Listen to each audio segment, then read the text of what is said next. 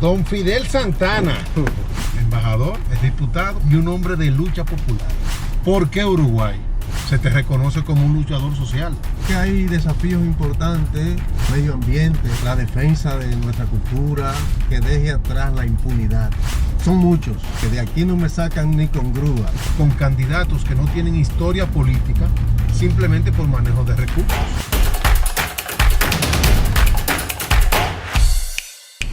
Don Fidel Santana. Bien, hermano mío. Bueno, señores, embajador, es diputado y un hombre de lucha popular. Así es. Y sobre todo una gente comprometida con los mejores intereses de este país. Así es. Nosotros vamos, pero vamos de una vez a ir preguntando, ¿por qué Uruguay? Mire, nunca había pensado en ser diplomático. No estaba eso en mi horizonte. Me gusta demasiado mi país, amo demasiado esta tierra. De hecho, las veces que me ha tocado estar fuera, incluyendo una amarga experiencia que viví en Colombia, que me correspondió estar casi por 3 años fuera del país, en condiciones muy difíciles, pues el amor a mi tierra y el deseo de estar con mi gente me ha hecho siempre tener el criterio de que de aquí no me sacan ni con grúa, de la República Dominicana. Pero como soy un hombre también que he avanzado desde las luchas sociales, populares y el mundo académico al ámbito político de Estado, entonces el hombre de Estado está donde las circunstancias recomienden que puede contribuir a mejorar las instituciones, que puede colocar un grano de arena en la vida democrática del país. Y entonces en esas circunstancias recibí la propuesta de parte del presidente de la República, y después de reflexionarlo con la familia, con los compañeros y amigos, vimos que Uruguay no es cualquier país. Es un país con el que República Dominicana tiene ya casi 100 años de vínculos diplomáticos. En el 1925 estableció embajador República Dominicana en Uruguay, que lo fue el escritor famosísimo, muy conocido en Dominicana, autor de La Sangre, Tulio M. Sestero. Tulio Sestero, Sí. Tulio Sestero. Y entonces fue el primer embajador en Uruguay. Pero este es un país con tantas cosas en su historia, con tantas luchas, con tantos personajes literarios del mundo literario, Onetti, Benedetti, personajes políticos como el presidente Mujica, entre muchos otros. Un emblema en la democracia que nosotros conocemos hoy. Así es. Porque estamos acostumbrados a sentir el poder, pero con él lo que se ha sentido es el servicio. Así es. El presidente Mujica es un hombre que me sorprende, porque cuando voy caminando en las calles, la gente me dice: ¿se va usted para donde Mujica, verdad? Entonces el pueblo lo conoce, el pueblo realmente le llegó el personaje, Sí. El pueblo lo valora. esa sencillez, que es algo importante. ese ejercicio del poder sin abandonar la auténtica personalidad. Es un hombre que se mantiene sembrando en su conuco sus cosas. Él mismo maneja su tractor, en fin, son cosas que el pueblo las conoce y las ha disfrutado. Soy hombre de campo, me gusta la naturaleza, me gusta trabajar un poco la tierra, me gusta hablar con el pasto, con las hormigas, con la naturaleza, qué sé yo. Son chifladuras mías, no importa. En definitiva, decidí aceptar este desafío en Uruguay, primero por ser uno de los países emblemas de la democracia en América, a pesar de que conoció la experiencia de la dictadura de Stroessner, una dictadura sangrienta. Que fue una de las víctimas Mujica de ese sistema. Mujica fue una de sus víctimas. Sí. Estuvo preso 12 años en sus ergástulas. Entonces, pero es uno de los países donde ha germinado muy prontamente la semilla de la democracia, porque tenía una tradición democrática, tenía una gran tradición cívica. De hecho, Uruguay siempre se vendió como la Suiza de América. Correcto.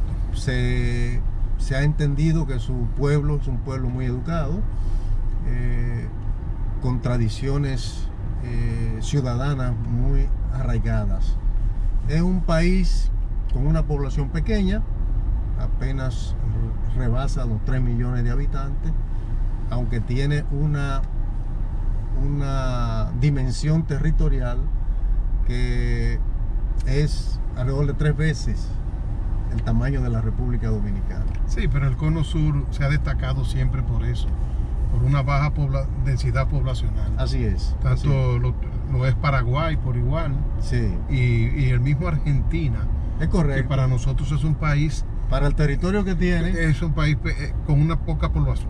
sí, ciertamente. Pero son países que se han destacado mucho con las letras y sobre todo con las luchas de la democracia. Sí. Han tenido, como los pueblos son tradicionales en el ejercicio del poder, en la conquista de beneficios y sobre todo en que le marquen sus espacios de derechos. Sí, sin duda. Este es un país que ha dado lecciones en muchos aspectos. Es un país que no surgió con las mismas luchas libertarias que surgieron muchos de estos países. Tuvieron que desplegar grandes guerras para alcanzar la independencia. El Uruguay se erigió como nación independiente a través de otros procesos menos traumáticos,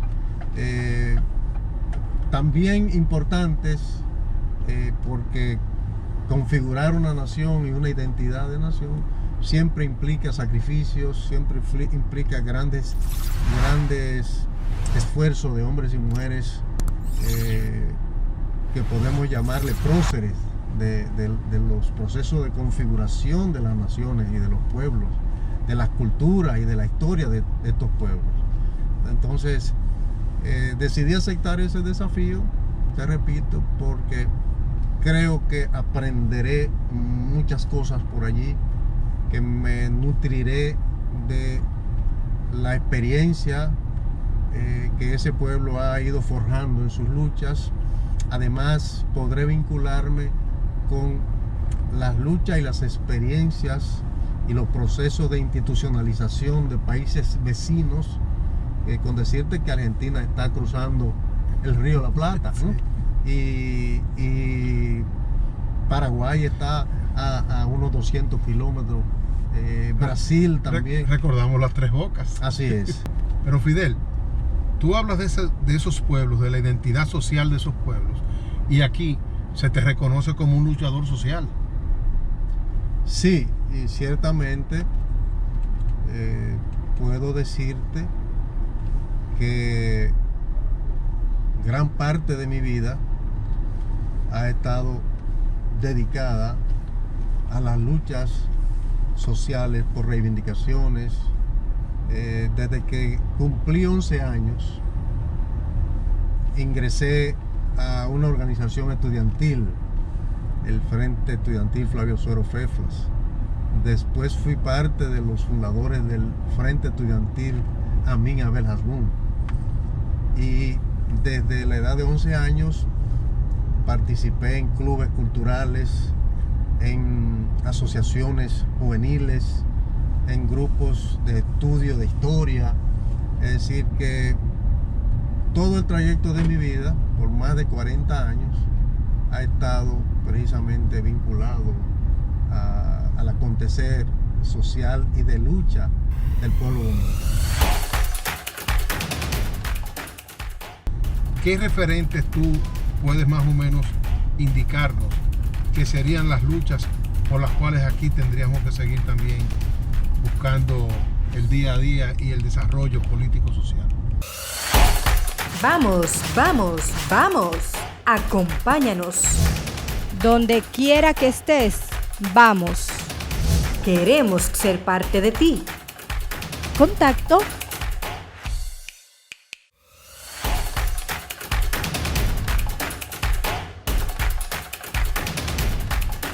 Al verte ahora yendo a esas zonas donde esas reivindicaciones ya están mucho más desarrolladas y más avanzadas dentro de los senos de la sociedad, porque hay más equilibrio social que en nuestro país. Todavía nuestro país se compone de varias capas en el ejercicio del poder y de las actividades cotidianas. ¿Qué referentes tú puedes más o menos indicarnos que serían las luchas por las cuales aquí tendríamos que seguir también buscando el día a día y el desarrollo político-social?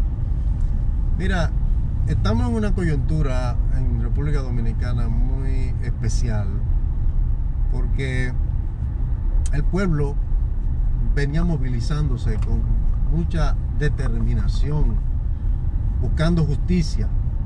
La Marcha Verde trajo al país unas preocupaciones que no eran comunes. Aquí se hablaba siempre de corrupción, pero nunca hubo una lucha contra la corrupción. Por lo menos no se identificaba de una manera directa. Así, hasta que se producen los escándalos de Odebrecht y se desata en la clase media y en el pueblo en general un interés muy claro por denunciar estos males, por encontrar caminos que nos lleven a otra institucionalidad que deje atrás la impunidad.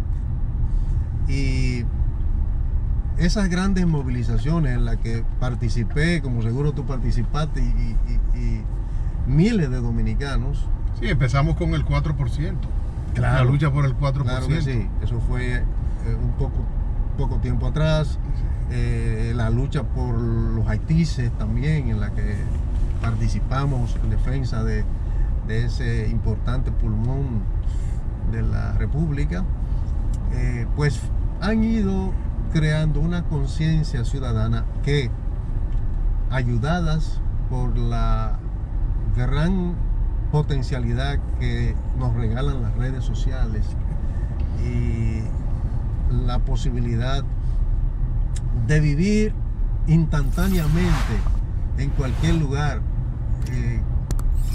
recordando el viejo decir de McLuhan de que éramos una gran aldea, la aldea global. Hoy las redes sociales realmente nos colocan en esa realidad, y eso ha ayudado a que nos encontremos en una coyuntura muy especial que debe estar orientada a fortalecer la institucionalidad, a contribuir a dejar atrás esa impunidad, a apoyar incluso la actitud muy firme que ha tenido el presidente de la República en relación a que el Ministerio Público sea independiente, que no siga siendo un resorte del Ejecutivo.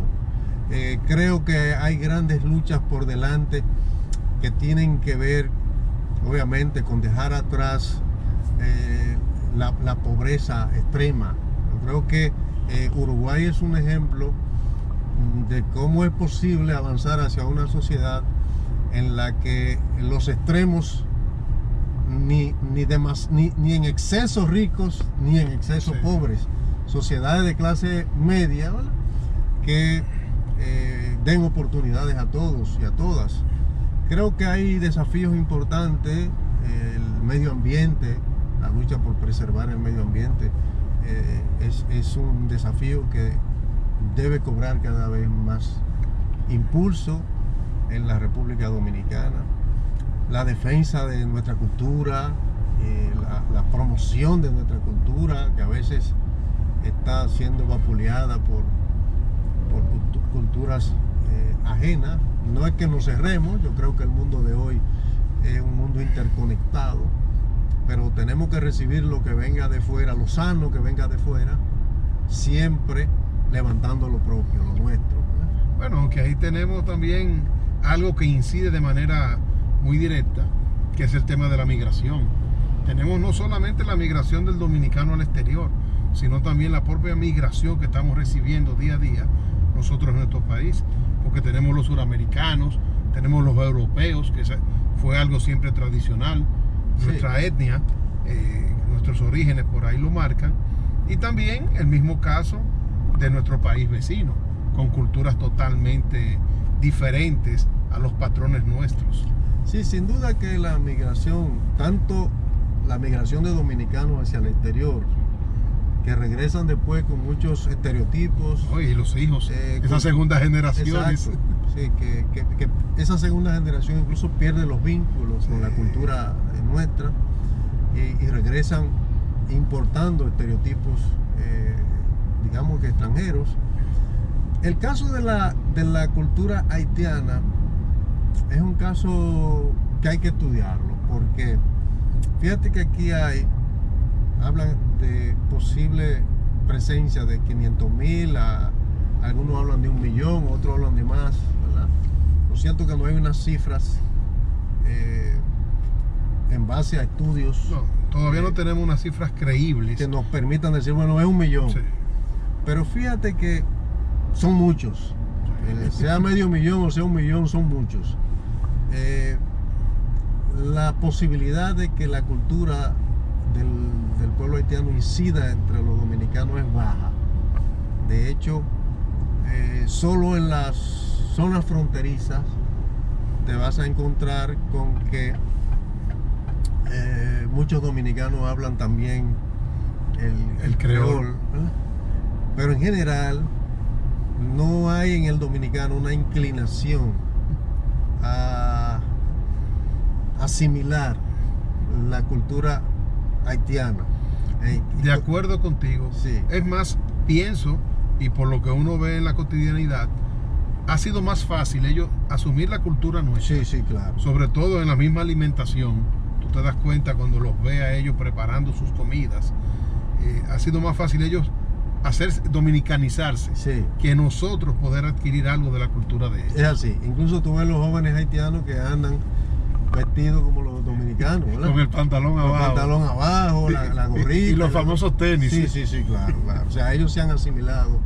Como ocurre casi siempre, que el inmigrante se asimila a la cultura que lo recibe, ¿no? Sí. O sea que no le tengo miedo a esa posibilidad de que perdamos nuestra cultura asimilándonos a la cultura haitiana.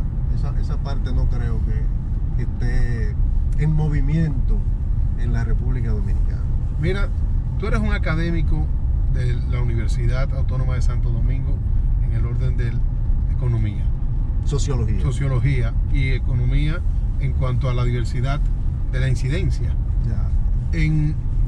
En nuestro país, ahora con esta agenda que uno está observando, que hay muchos cambios, ¿cuáles cree que son los temas que más van a impactar dentro del desarrollo del gobierno del licenciado Luis Abinader?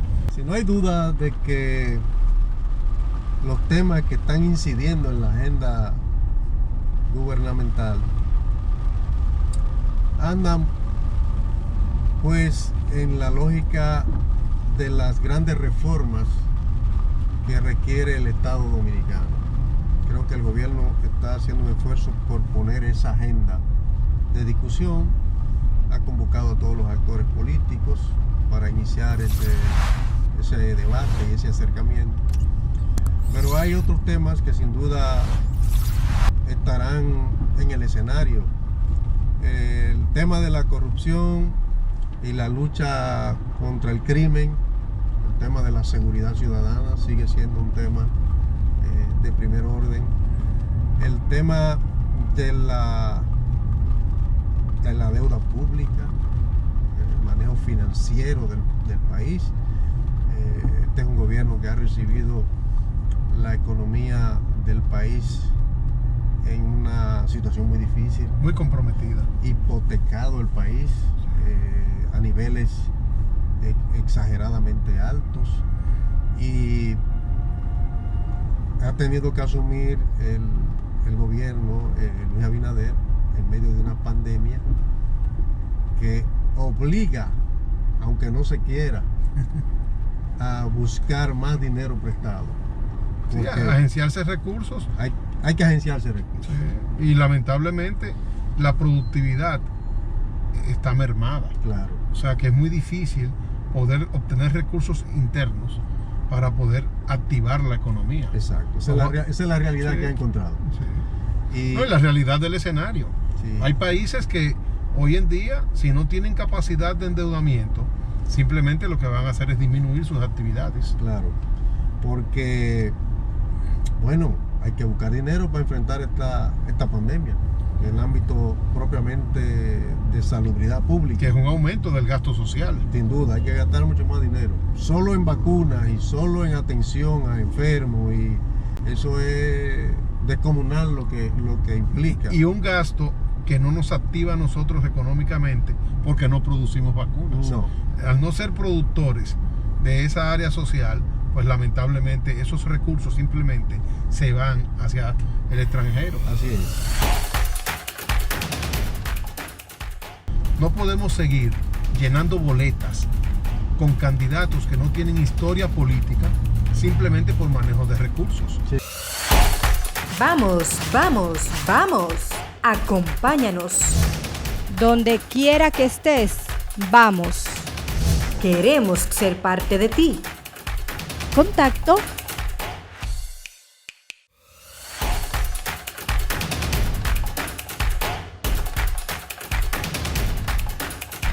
Desafíos importantes, el tema de agenda del gobierno es precisamente el de activar la economía. Sí. Ha hecho, digamos que esfuerzos importantes, significativos, que se ven ya en el sector turismo, que hay un proceso sostenido de reapertura, y lo mismo deberá producirse hacia todos los demás sectores de la vida nacional. Eso debe ir acompañado de resolver las dificultades que se observan en los canales de distribución, que también han sido muy impactados por la pandemia. Esas dificultades en los canales de distribución se expresan en la carestía de los productos importados. Todo se ha disparado. O sea, cuando se busca información, el pago de flete de todo lo que se trae de fuera se ha disparado hasta en 1000 por 1000. Sí, las materias primas se han encarecido, Claro, producto de la misma situación de la pandemia. claro. Todos debemos recordar ese barco que se encalló, que nos imposibilitó durante unas 3 semanas la accesibilidad al océano Pacífico. Claro. Entonces eso nos trajo todo el acumulo de fletes, el problema que hay con los furgones, que en China, que es el país donde mayor exportación tiene, entonces los furgones están limitados. O sea, Sí, y eso- aquí hay gente haciendo turnos para 4 y 5 meses. Claro, un furgón que te costaba traer los $1000 o $1500, te están pidiendo 20,000. Sí. Imagínate, es una cosa descomunal. Y entonces es un tema de la agenda nacional, porque eso se expresa en inflación, porque los comerciantes traspasan esos costos a los productos y termina pagándolo el consumidor, ¿verdad? Y evidentemente el tema de la inflación, el tema salarial, aun cuando recientemente el gobierno ha hecho, digamos que un aporte significativo a la mejoría de los salarios de la gente, pero con este nivel de inflación que genera esta situación en los canales de distribución del exterior, pues también va a presionar la agenda en el país. Entre otros temas, pienso que esta polémica sobre los vínculos de la criminalidad con actores políticos deberán signar también el debate en procura de encontrar mecanismos que le pongan un alto serio a cualquier infiltración de elementos del crimen organizado a las instituciones políticas del país. Bueno, yo creo que lo primero es que los partidos tienen que asumir su responsabilidad a la hora de hacer una oferta electoral. No podemos seguir llenando boletas con candidatos que no tienen historia política simplemente por manejo de recursos. Sí. Y ese es el gran daño que aquí se ha hecho, que ha ido afectando proceso tras proceso, que hoy nuestro Congreso es, aunque no lo sea así, es señalado como un centro de personas que están ocupando la curul sin la condición política que se requiere para el desarrollo de nuestro país. Sí, conozco mucha gente buena y con muchas condiciones, y de hecho yo fui parte del Congreso en la Cámara de Diputados. Sí, por eso te lo digo, porque sé que estuviste ahí, sí, sabes cómo...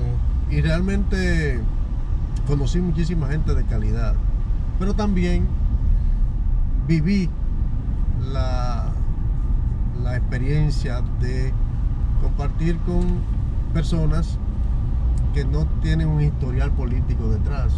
Llegan a los espacios por tener mucho dinero, pero no tienen idea de que el Congreso y una curul en el Congreso es un instrumento para construir políticas públicas a través de las leyes. No tienen idea, van allí a levantar manos y a veces ni siquiera tienen la posibilidad de opinar sobre ninguno de los temas que allí se debaten. Creo que es una oportunidad para que cualifiquemos esos instrumentos de desarrollo que son los congresos de las repúblicas. Sí, y sería contraproducente el uno entender que lo van a hacer los propios congresistas. Sin embargo, ahora que se ha abierto una agenda de diálogo con respecto a una modificación constitucional, sería importante tocar esos temas para proteger ese propio Congreso. Sí, y así proteger y garantizar el sistema. Creo que sí, que eso sería muy saludable. La ley de partidos necesita que se le pase la mano nuevamente. Yo fui uno de los que participó en la comisión que estudió ese proyecto y finalmente en mis conclusiones decía que había sido un mamotreto, que había sido una ley que se hizo al vapor y que el gobierno pasado impuso su aprobación en una mezcolanza de cosas que se venían reclamando hace tiempo y otras que venían a impedir que las cosas positivas cobraran cuerpo. Y efectivamente esa ley requiere ser vista nuevamente. En ese momento yo criticaba que aunque se pusieron unos topes al gasto en campaña electoral, no había mecanismos ni para supervisarlo, ni había sanciones claras para quien violentara eso.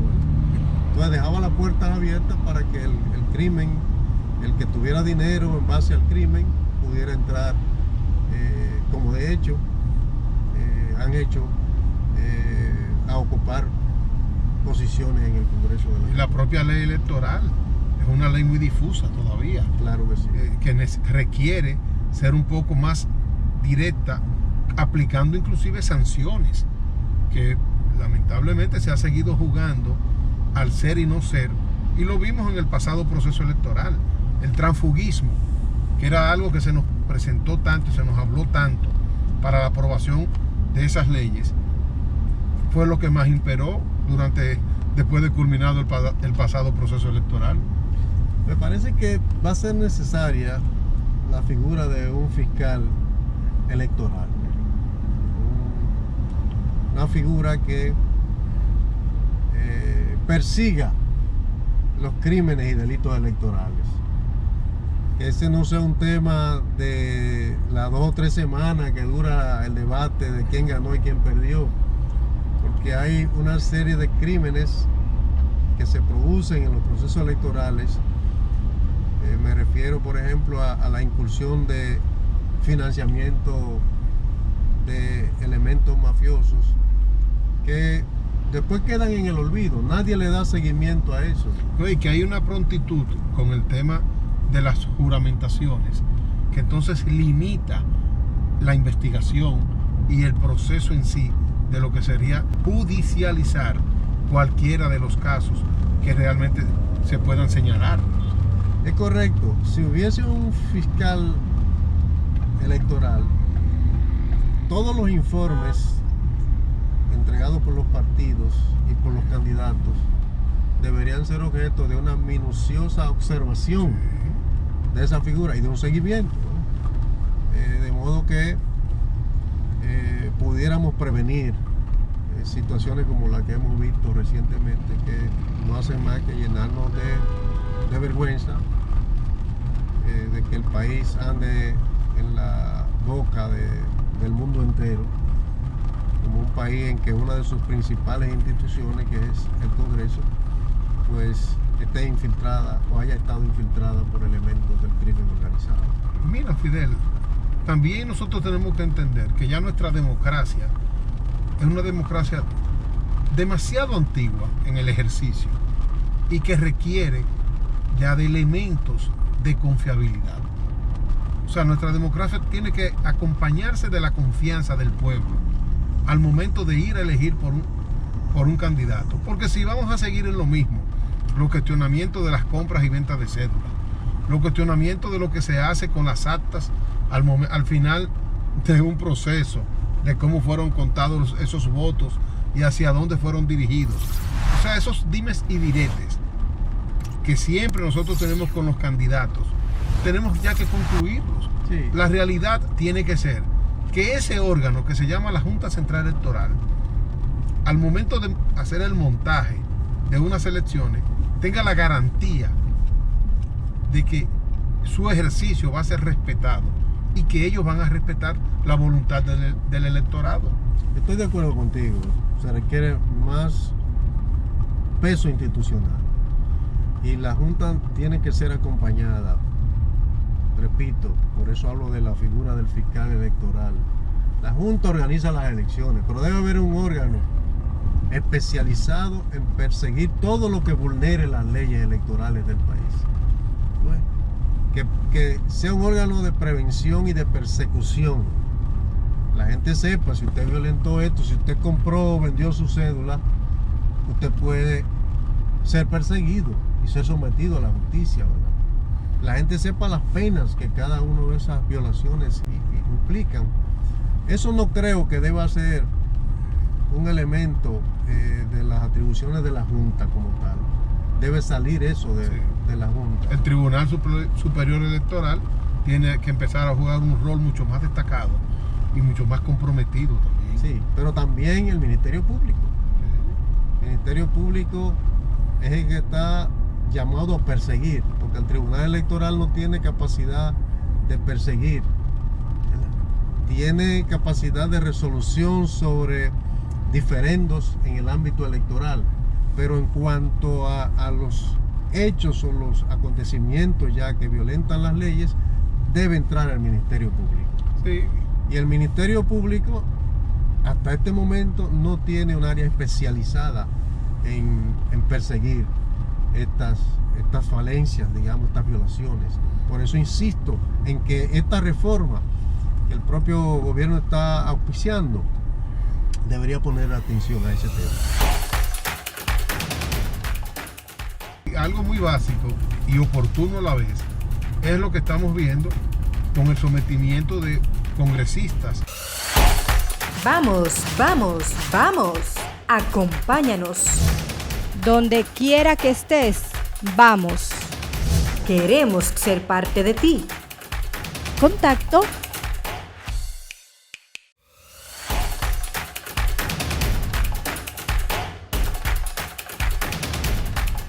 Y algo muy básico y oportuno a la vez es lo que estamos viendo con el sometimiento de congresistas en casos de narcotráfico. Esas curules que han sido obtenidas con fondos cuestionables hay que buscarle una forma de cómo volver a ocupar ese puesto. Si sería la realidad de someterlos a un nuevo proceso electoral por la circunscripción en la cual estaban representando, o si seguirán siendo determinadas en favor de los partidos y que ellos sean los que a través de terna puedan sustituir a esos congresistas. El crimen lo pervierte todo, de modo que esas personas pierden esas curules, y hasta ahora lo que la ley contempla es que el partido por el cual fueron presentadas esas candidaturas lo sustituye a través de la presentación de ternas. Es como ocurre cuando muere algún legislador.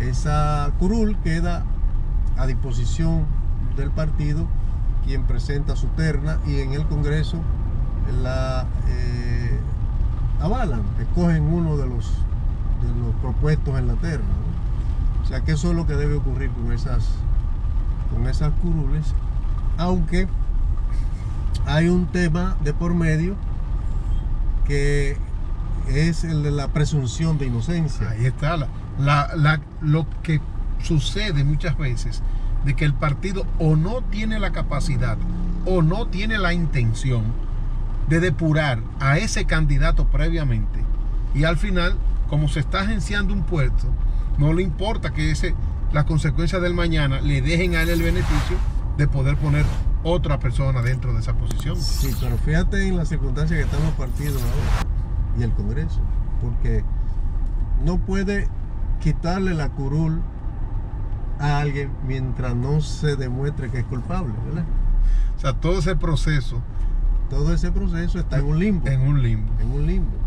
Salvo que se capture en flagrancia, ¿verdad? Y se ha sorprendido en un acto de violación a la ley, que el propio Congreso despoje a ese individuo de la curul, ¿verdad? O el individuo renuncie. Entonces ahora mismo tiene el país un limbo jurídico con esos casos, ¿no? Porque ninguno ha sido juzgado todavía, ninguno está condenado, y la Constitución de la República pone por delante la presunción de inocencia, ¿no? Sí. La verdad que cuando uno se empieza a observar estos procesos, se va dando cuenta de lo complejo que viene a resultar ser el fiel cumplimiento de las leyes y la Constitución de la República, porque en la práctica también hay que irse ajustando a cada uno de esos procedimientos. Claro. La idea es que las leyes se cumplan. A veces no son las mejores leyes, pero una nación tiene que fortalecer sus instituciones apegándose a lo que su Carta Constitucional establece y sus leyes establecen. Hablando de leyes, tú como diputado que estuviste dentro del Congreso, la agenda legislativa, ¿hacia dónde entiendes que debe ser enfocada durante todo este proceso y este trayecto de estos 4 años? Sin lugar a duda que la reforma va a ocupar gran parte de la agenda del año próximo, ¿no? Hay muchos temas que requieren modificaciones a las leyes existentes. Yo creo que hay la necesidad de una adecuación de muchas de las leyes que se hicieron en función de la Constitución que teníamos antes del 2010. Por tanto, se requiere una revisión de prácticamente todo el armazón legal del país anterior al 2010 para adecuarlo. Ese es un tema que debería el Congreso ponerlo sobre la mesa, como también está sobre la mesa una serie de leyes que se desprenden de la Constitución del 2010, algunas de las cuales siguen pendientes. Te menciono lo del referéndum, por ejemplo. Sí. Es una figura que la Constitución del 2010 adoptó pero que no ha sido implementada porque falta la ley específica sobre esa figura de participación ciudadana. Entonces, así hay otras áreas de la Constitución que requiere que se levante la ley objetiva que va a regir esa área del Estado. Y hay muchos temas pendientes de reforma. Mira, ese tema de la seguridad social, ese es un tema que creo que el país entero está reclamando. Y es un tema delicado, porque si se maneja como un simple populismo, yo creo que nos va a afectar mucho, sobre todo lo que fue y es el sentido económico de esa ley, Sí.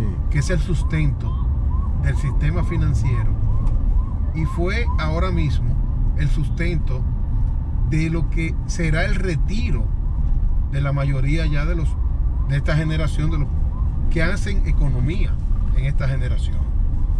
Eso requiere una revisión muy sesuda, porque en otros países ha quebrado todo el sistema de seguridad social. El caso chileno es paradigmático, ¿no? Se había vendido como el sistema de seguridad social más avanzado, y sin embargo eso implosionó y prácticamente quebró. Sí, al igual como se dice en los Estados Unidos. El sistema de los Estados Unidos hace años que se nos ha dicho que tiene un déficit. Sí. Entonces es el momento de que el Congreso se siente con los sectores laborales y los sectores empresariales y gubernamentales a mirar esa ley y proyectar una reforma integral de la misma. Hay una serie de áreas del país que tienen que ser, está por delante la reforma a la Policía Nacional, por ejemplo, que ya es una iniciativa también del gobierno. Bueno, esa es básica ahora con lo que es la seguridad ciudadana. Exactamente. Son elementos que hay que ver, que hay que revisar. El tema nodal de la ley tributaria del país. Esa reforma tributaria. La reforma tributaria. Ese es un tema grueso, pesado. Es un tema que si se orientara en la lógica de que primero se desmonten todos los privilegios. Aquí este es un país que las exenciones tributarias son para los más ricos. El desafío es que la reforma tributaria implique desmontar todo lo que son privilegios. Y un momento difícil porque también donde la mayoría de los sectores están pidiendo apoyo económico. Claro. Hablar del desmonte de esas exenciones. Ahora, el tema ha sido que históricamente las exenciones no han logrado fortalecer ninguna de las áreas. Uno habla del sector agropecuario y lamentablemente el día a día nos enseña a nosotros que el sector agropecuario cada vez es más pobre y es más débil ante cualquier coyuntura. Sí, pero las exenciones no están en esos sectores productivos de base. Las exenciones están aquí en el gran empresariado que recibe combustible exonerado, ¿no? Que recibe, digamos, una serie de facilidades. Ese sector eléctrico. El sector eléctrico. ¿Ah?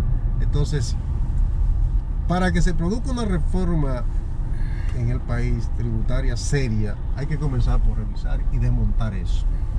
Y obviamente tiene que ser una reforma orientada a que quien más tiene, más pague. Tiene que ser, dejar de ser los tributos basados fundamentalmente en el consumo, porque esos tributos nos igualan a todos, ¿no?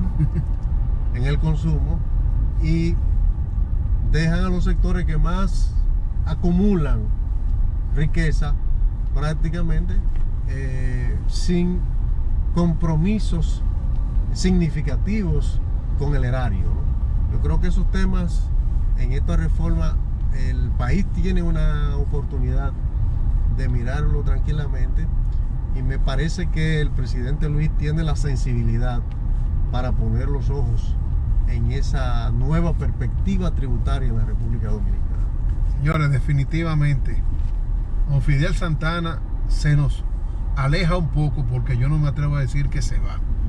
Se nos aleja al irse a Uruguay, pero nos ha indicado toda una agenda, tanto en el orden económico como en el orden legislativo y el orden de ejecución del gobierno, que es sumamente importante y nos demuestra el compromiso que tenemos como ciudadanos y también cada uno de los que están ocupando una posición pública en estos momentos para el desarrollo y la sostenibilidad de nuestra democracia. Porque nuestra democracia, sin buscar los elementos que los soporten y sin tener los elementos que realmente está exigiendo nuestra sociedad, yo creo que también podrá tener pocos resultados en el futuro inmediato en la participación de elecciones tras elecciones. Así que, Fidel. De acuerdo contigo en que el gran desafío nuestro es cualificar esta democracia, fortalecer las instituciones democráticas, superar los elementos que mantienen a una parte importante de la población en la pobreza extrema y lograr un sistema de redistribución de riqueza que permita una vida digna a todos los dominicanos y las dominicanas. Yo te resumiría eso como la gran meta del país, y creo que está expresada en los objetivos del milenio, que en general las políticas públicas no han tenido la capacidad de poner de pie una serie de iniciativas que hagan realidad esos objetivos. Creo que ahí están los grandes desafíos. Bueno, nosotros ahora vamos a ver si en el regreso de esa gestión Fidel viene y se compromete también a seguir apoyando y buscando la manera del desarrollo total de nuestro país. Fidel, gracias por acompañarnos. Gracias a ti, hermano. Bueno. Este es un programa que siempre que lo vemos, primero nos aporta la novedad de hablar sin formalidad, recorriendo las calles de la ciudad, mirando a la gente pasar y poniendo los temas del país precisamente aquí, contigo al volante. Bueno, así que ya ustedes saben. Fidel, gracias. Gracias a ti, hermano. Bueno, vamos.